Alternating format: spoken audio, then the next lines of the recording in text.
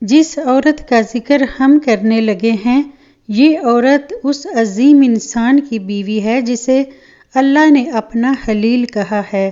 خلیل گہرے اور جگری دوست کو کہا جاتا ہے۔ اللہ کے اس دوست کا نام ابراہیم علیہ السلام ہے۔ حضرت سارہ عراق کے شہر بابل میں پیدا ہوئیں۔ آپ کے والد ماجد لاؤنچ تھے اور والدہ حضرت ابراہیم علیہ السلام کی خالہ تھیں۔ آپ نے ابھی زندگی کی 36ویں بہار ہی میں قدم رکھا تھا کہ آپ کی شادی حضرت ابراہیم علیہ السلام سے ہو گئی اور آپ عمر کے آخری لمحہ تک ان کی مطیع و فرما بردار رہیں۔ جناب سارہ اپنے زمانے کی مالدار خاتون اور بہت سی زمینوں اور مویشی اور جانوروں کی مالک تھیں، مگر شادی کے بعد آپ نے اپنی تمام دولت و ثروت حضرت ابراہیم علیہ السلام کی خدمت میں پیش کر دی تاکہ وہ دین کی نشر و اشاعت میں صرف کریں۔ حضرت ابراہیم علیہ السلام نے بابل سے ہجرت کا ارادہ فرمایا اور پھر ایک دن اپنے اہل خانہ کے ساتھ حران نامی علاقے میں ہجرت کر گئے۔ پھر اللہ تعالیٰ نے آپ کو بیت المقدس جانے کا حکم فرمایا۔ اس وقت آپ کی عمر 75 سال تھی۔ بیت المقدس میں کچھ عرصہ قیام کے بعد آپ مصر ہجرت کر کے حضرت ابراہیم جس وقت مصر پہنچے تو وہاں فرعونوں کی حکومت تھی اور عمرو بن امرتی القیس وہاں کا فرعون یعنی کہ بادشاہ تھا جو نہایت عیاش، ظالم اور جابر تھا۔ بادشاہ کی عادت تھی اس کے ملک میں نئے آنے والے کے ساتھ اگر کوئی عورت ہوتی اور وہ خوبصورت ہوتی تو بادشاہ اس عورت کو پسند کر لیتا اور اپنے پاس رکھ لیتا۔ چنانچہ بادشاہ نے حضرت ابراہیم علیہ السلام کے ساتھ یہی سلوک کرنے کا ارادہ کیا۔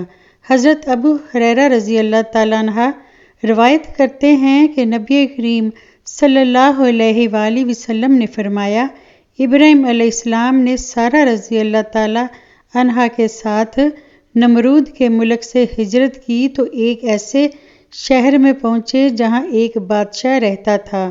یہ فرمایا کہ ایک ظالم بادشاہ رہتا تھا۔ اس سے ابراہیم علیہ السلام کے متعلق کسی نے کہہ دیا کہ وہ ایک نہایت ہی خوبصورت عورت لے کر یہاں آئے ہیں۔ بادشاہ نے آپ علیہ السلام سے پوچھوا بھیجا کہ ابراہیم یہ عورت جو تمہارے ساتھ ہے تمہاری کیا لگتی ہے؟ انہوں نے فرمایا کہ یہ میری بہن ہے۔ پھر جب ابراہیم علیہ السلام سارہ رضی اللہ تعالیٰ عنہ کے یہاں آئے تو ان سے کہا کہ میری بات نہ جھٹلانا، میں تمہیں اپنی بہن کہہ کر آیا ہوں۔ اللہ کی قسم آج روئے زمین پر میرے اور تمہارے سوا کوئی مومن نہیں ہے۔ چنانچہ آپ علیہ السلام نے سارہ رضی اللہ تعالیٰ عنہا کو بادشاہ کے یہاں بھیجا۔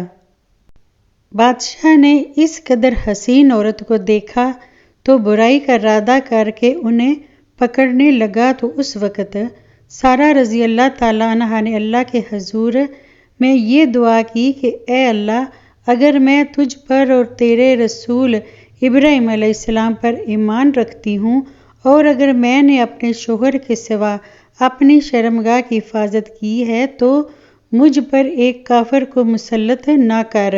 اتنے میں بادشاہ تھرتھرایا اور اس کا پاؤں زمین میں دھنس گیا۔ یہ دیکھ کر بادشاہ کانپنے لگا اور معافی مانگنے لگا۔